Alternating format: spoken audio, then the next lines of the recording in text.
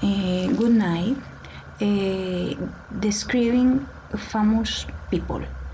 Nelson Mandela, born in South Africa in 1918. He was a leader against apartheid, a segregation policy that discriminated against African natives. He and his friends were in a prison.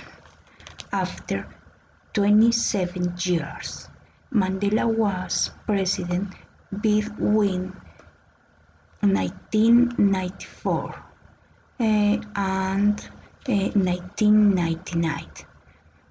During his presidency, he and a group of leaders were promoters of equality and enemy of poverty. He was leader of the reconciliation. He was the winner of the Nobel Peace Prize in 1993. Thank you.